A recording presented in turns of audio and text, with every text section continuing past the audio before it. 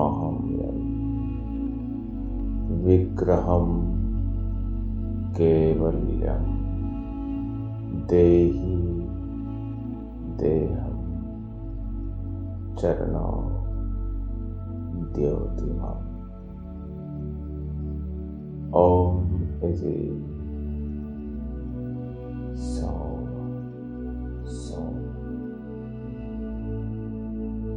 एक अद्भुत ओम आम शौ एक अत्यंत ही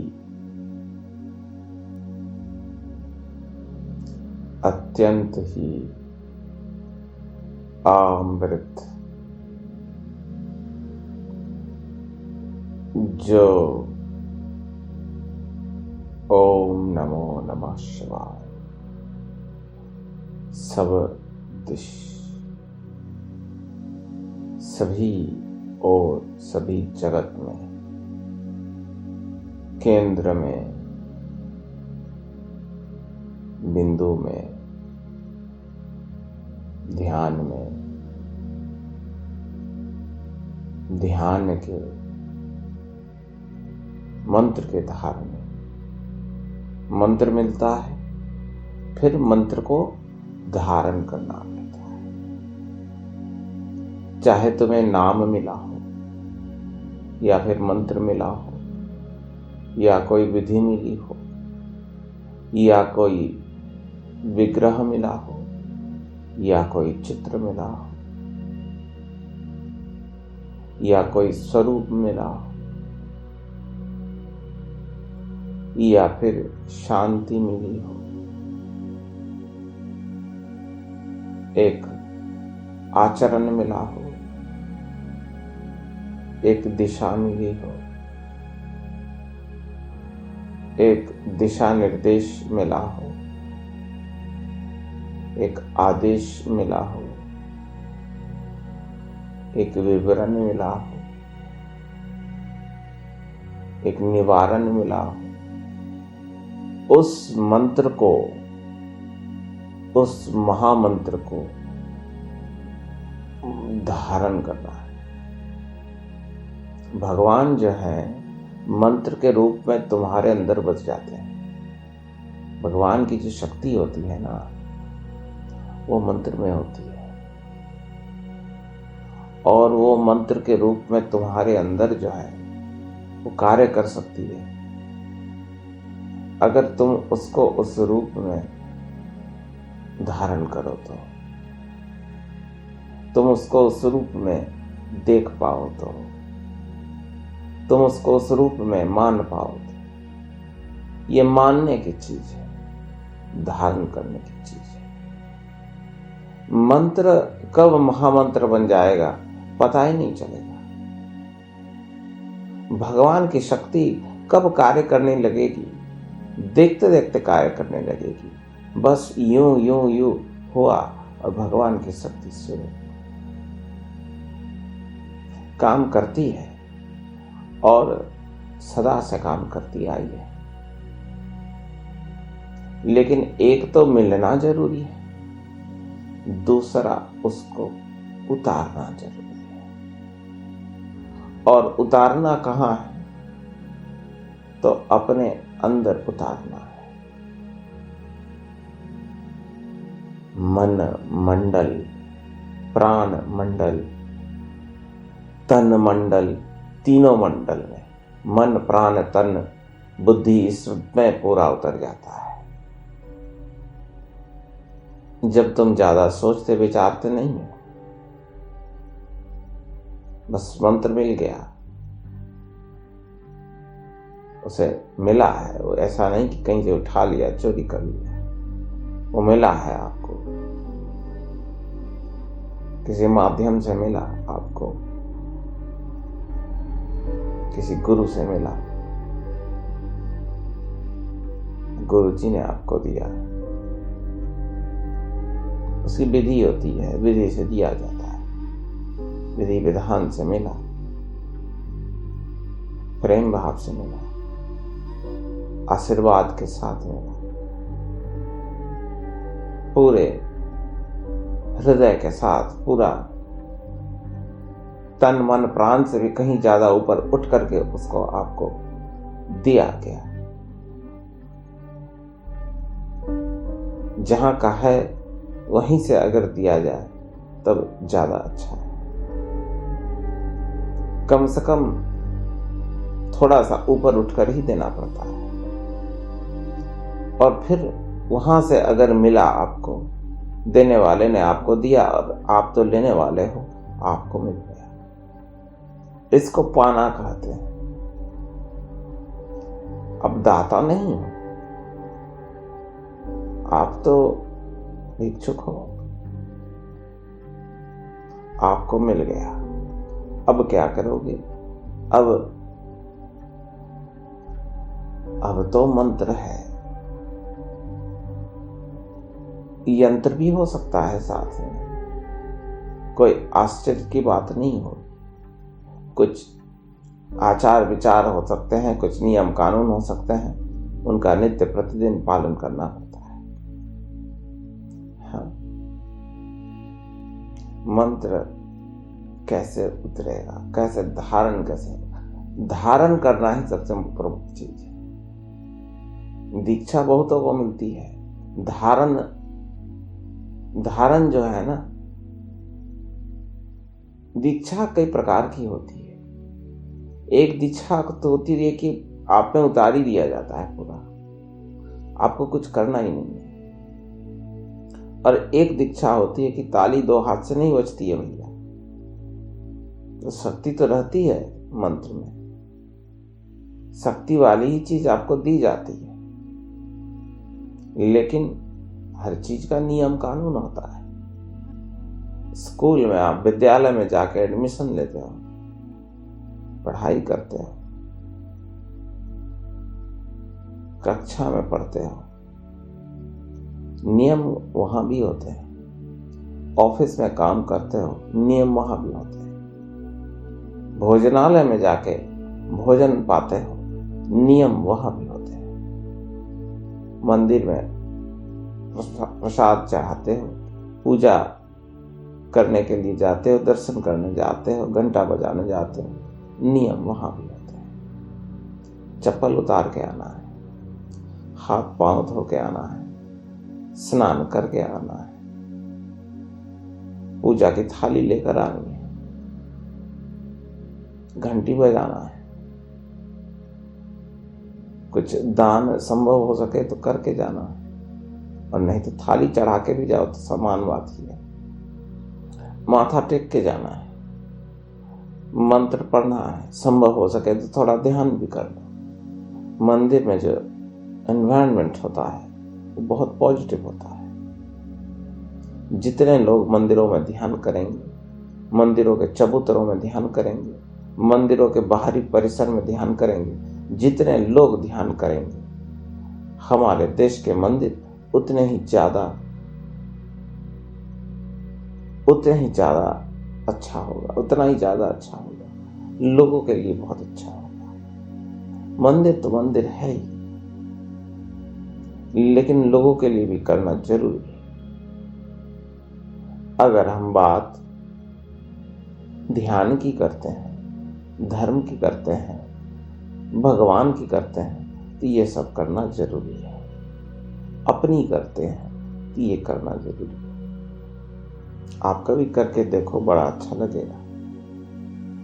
स्नान करके जाओ और सुबह में किसी मंदिर के प्रांगण में जाकर एक आसनी बिछा करके बैठ जाओ। जरूरी नहीं कि चबूतरे का स्थान आपको लेना है, क्योंकि वहां तो भीड़ होती है, पूजा पाठ चलता है, बहुत कुछ होता है, भजन आरती होती है, भीड़ होती है। जगह क्यों खाओगे? प्रांगण में बैठ जाओ। कोई भी देवी देवता हो, कोई भी भगवान हो, कोई भी एक विग्रह हो, कोई भी वृक्ष हो, उसके आसपास उसके छाया में बैठ जाओ और ध्यान लगाओ। आसन में बैठ जाओ सिद्धासन में बैठ जाओ, सुखासन में बैठ जाओ, पद्मासन में बैठ जाओ, कोई एक आसन में बैठ जाओ, इन तीनों में से, और ध्यान में अपनी आंखें मूंद लो। प्राणायाम वगैरह करने की जरूरत नहीं है, इसकी कोई जरूरत नहीं है। मंदिर में प्राणायाम नहीं किया जाता, सीधे ध्यान लग जाता है, क्योंकि वहां भगवान होते हैं। और ये मंदिरों का सीक्रेट है, रहस्य है। ऐसे कई मंदिर हैं, करके देखो, एक बार कोशिश करके देखो, कल करके देखो, परसों करके देखो, कोई एक दिन जा करके देखो, बड़ा आनंद आएगा। 5 मिनट में, 2 मिनट में ही नतीजा मत खोजना। 2 मिनट हो गए, कुछ नहीं हो पा रहा, मैं अब जा रहा हूं। 5 मिनट हो गए, कुछ नहीं हो रहा है, मजा नहीं आ रहा है, मैं जा रहा हूं। ऐसी बात नहीं है, बैठे रहो। अगर ध्यान अच्छे से नहीं लग पा रहा है तो आंख मूंद के जो भगवान का मंत्र है उसका जाप करो। एक मंत्र, कोई एक मंत्र पकड़ लो, उसी का जाप करते रहो। हर रोज करो, अलग अलग मंत्रों का जाप मत करो। कोई एक मंत्र लो, उसी का जाप करते रहो, वही बनेगा तुम्हारा महामंत्र। जैसे कि ओम नमः शिवाय, ये एक मंत्र है। इस मंत्र को महामंत्र बना ले सकते हो अगर तुम इसी का जाप करते रहो नित्य, तो फिर आपका काम हो जाएगा। तो ये एक मंत्र कर सकते हो, ओम नमः शिवाय, बस यही मंत्र हर रोज सुबह शाम, सुबह शाम। जोर से भी जाप करते हैं कुछ लोग धीरे भी जाप करते हैं, बिना आवाज के, श्वास पर ध्यान रखते हैं। जैसे मुझे पूछो तो ओम नमः, प्रथम इनहेलेशन में ओम लो, एक्सहेलेशन में नमः करो, फिर सेकंड ब्रेथ साइकिल के इनहेलेशन में शी करो और एक्सहेलेशन में वाय करो। इस तरह से 2 ब्रीदिंग साइकिल्स में ओम नमः शिवाय, आपका एक ओम नमः शिवाय कंप्लीट हो। 1 मिनट में अगर आप 10 बार या 8 ब्रीदिंग साइकिल भी आपके हो रहे हैं तो लगभग 5 बार ओम नमः शिवाय का जाप आपका हो जाए 1 मिनट, 4 से 5 मिनट। लेकिन सदा ऐसा नहीं रहेगा, क्योंकि ब्रीदिंग चेंज होती रहती है। ब्रीदिंग की पैटर्न वो बहुत फाइन हो जाती है, बारीक हो जाती है। तो ओम नमः शिवाय कई बार होते रहता है, कई बार फास्ट भी होगा। एक एक्सहेलेशन में ही पूरा ओम नमः शिवाय हो जाएगा, ऐसा कई बार होगा। कई बार इनहेलेशन में ओम हो गया, एक्सहेलेशन में नमः शिवाय हो जाएगा।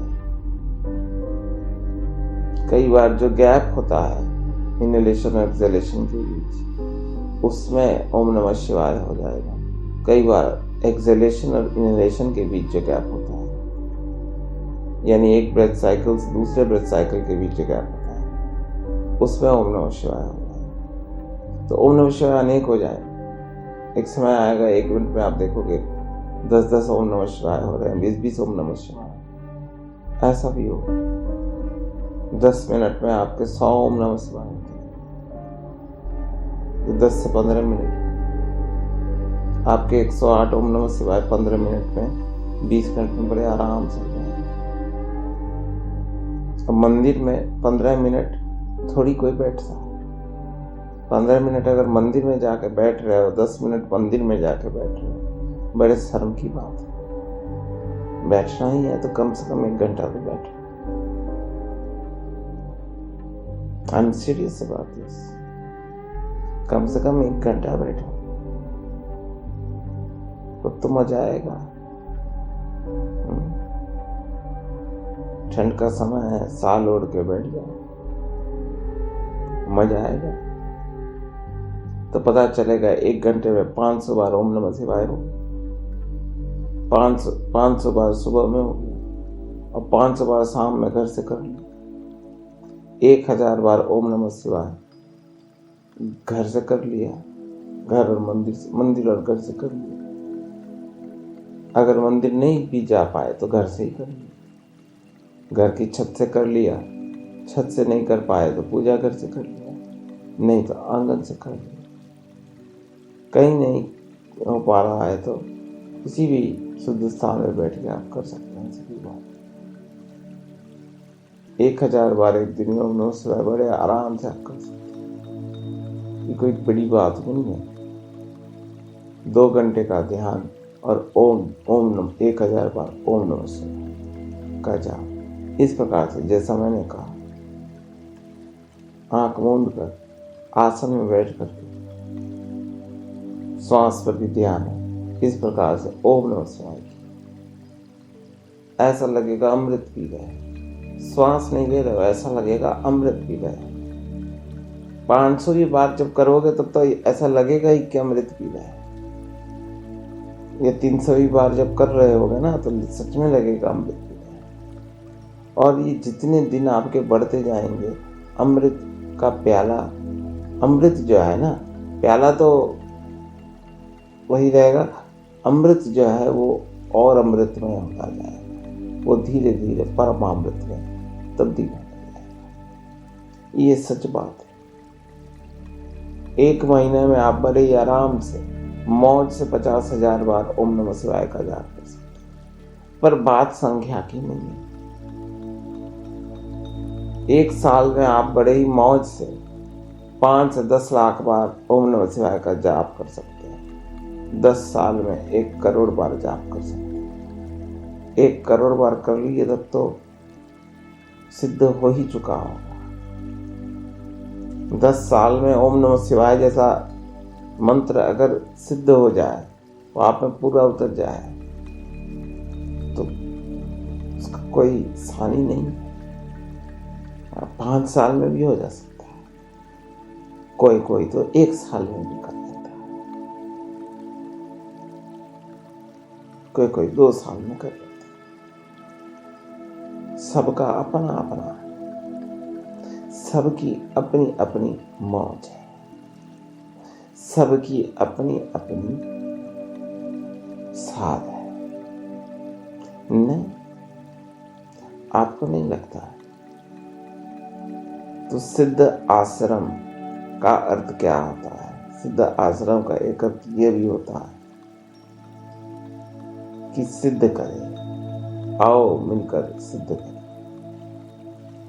चलो सिद्ध करें। सिद्ध क्या करना है, किसको करना है? किसी को सिद्ध थोड़ी करना है, सिद्ध करने की चीज थोड़ी।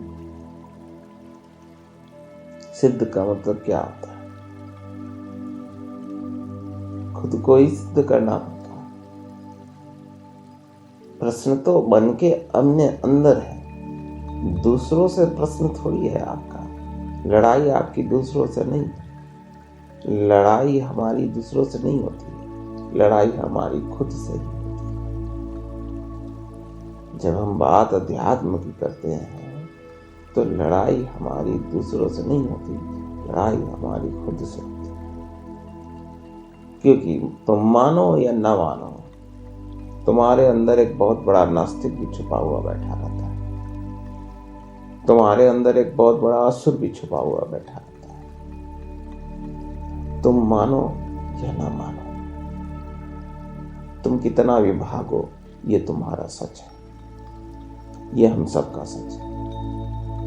लेकिन एक दिव्यता भी है, और इन दोनों के बीच खड़ा एक मानव भी है। जिसका स्वरूप लेकर हम और आप बैठे हुए नहीं। मानवों का समाज, मानवों की दुनिया, मानवों की बातें, तरह तरह की बातें, तरह तरह के कर्तव्य। देखो कई बार गौर से, कर्तव्य ही है और कुछ क्या है। कर्तव्य आप समझते ही हो, सर्कस में होते हैं। But when it boils down to, when it all boils down to that, to the silence, to the center within you, to the silence within you, केंद्र में ही ध्यान लगता है। केंद्र में ही बिंदु है, बिंदु में ही ध्यान है, ध्यान में ही स्थैर्य है और शून्य है, शून्य में ही स्थैर्य है। स्थैर्य है तो फिर धैर्य का प्रश्न नहीं उठता है।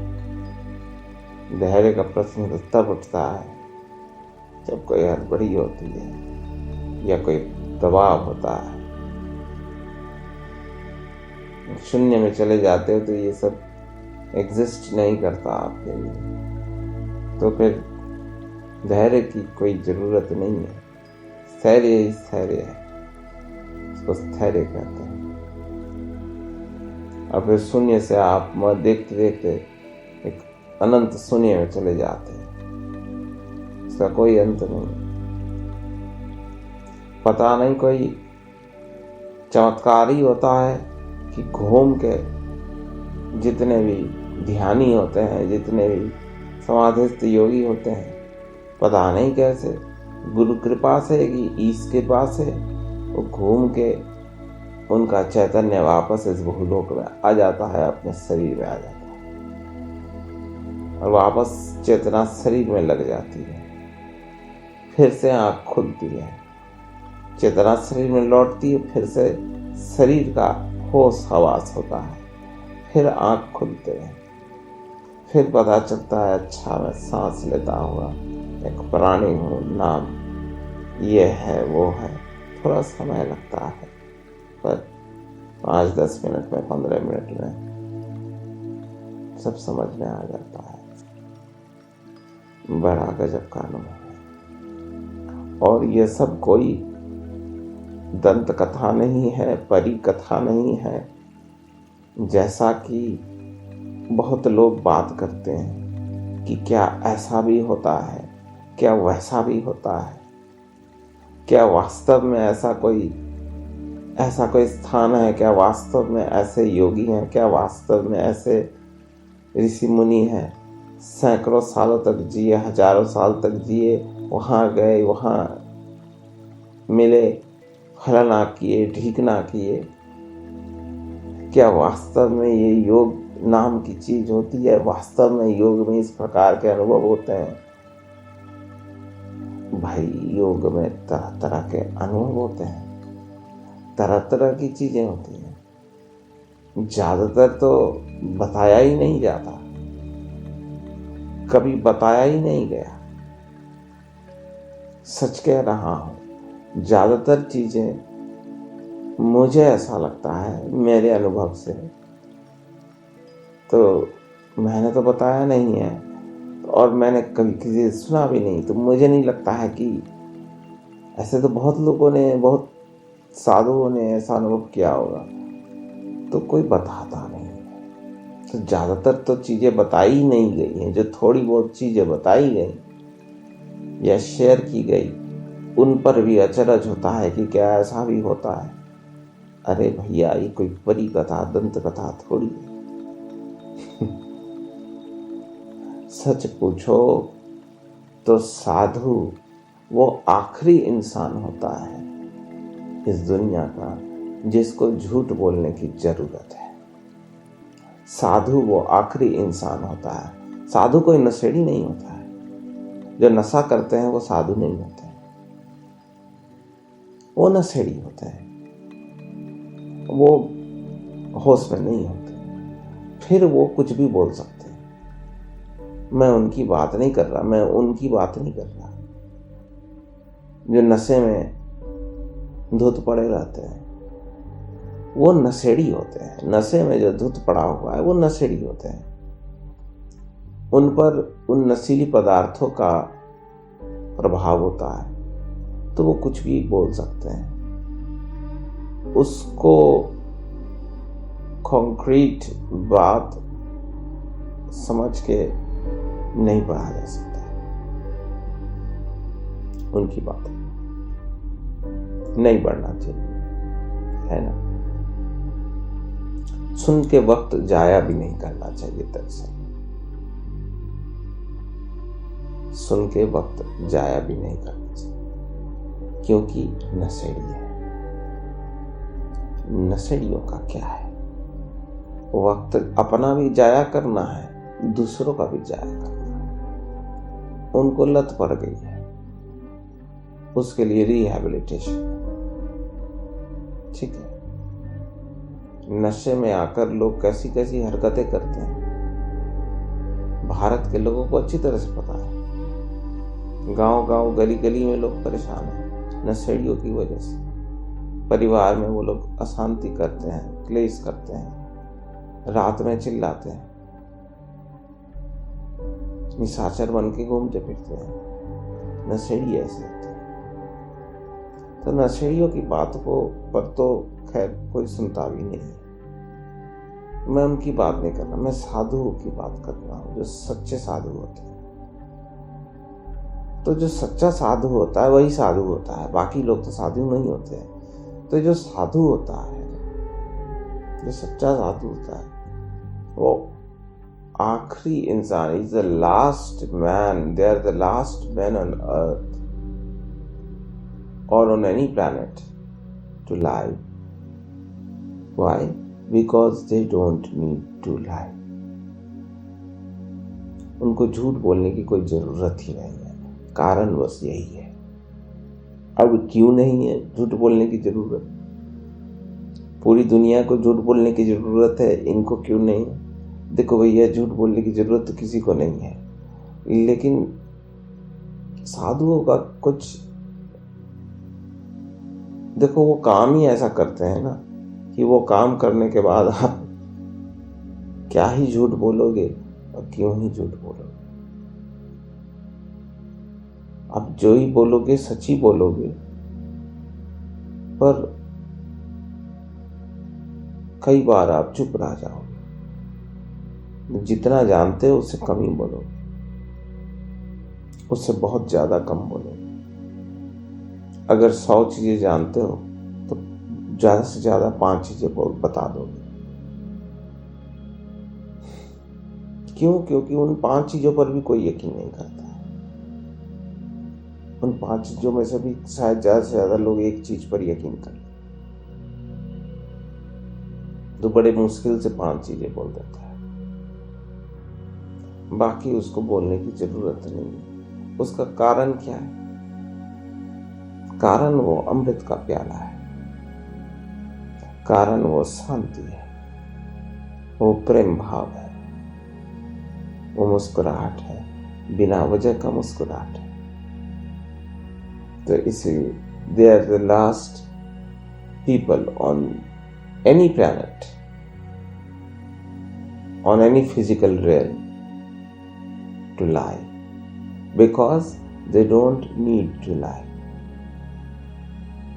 because it is not in their very nature to lie, because they get transformed in such a way through nectar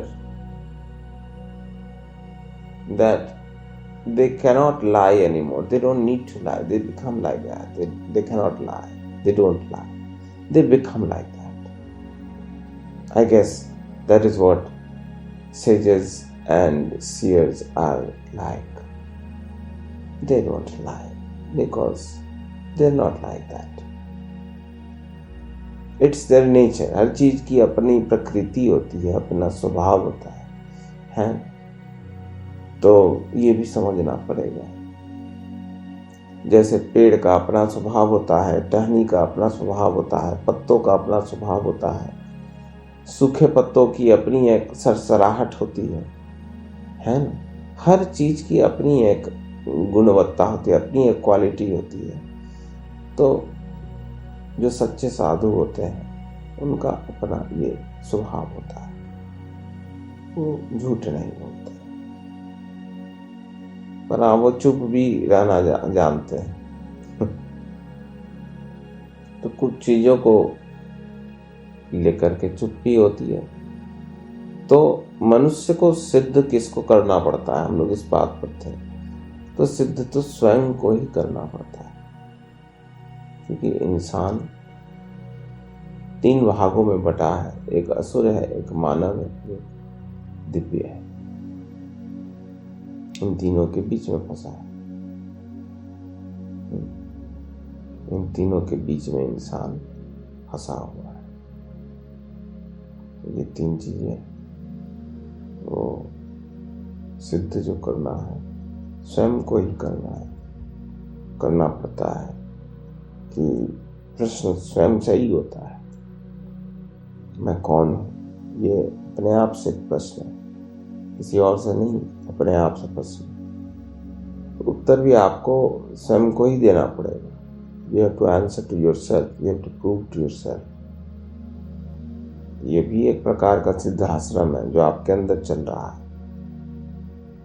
है ना। ये जो प्रश्नोत्तरी मनुष्य के अंदर चलता है, ये भी एक प्रकार का सिद्धाश्रम ही है, मनुष्य के अंदर का सिद्धाश्रम है। मनुष्य के अंदर का स्वयं भला है। अगर आपको इसका उत्तर मिल गया तो आपका भला हो जाएगा, तो हो गया स्वयं भला। नहीं, ज्ञान आपको मिल गया तो हो गया ज्ञान नहीं। लेकिन हाँ, बाकी वो सब जितनी बातें हैं वो सब अलग से कभी करेंगे। लेकिन अभी के लिए बस इतना है, सुबह में करो, शाम में करो, ओम नमः शिवाय। कैसे करो मैंने पूरी विधि बता दी है। अभी के लिए इतना है। ओम नमः शिवाय।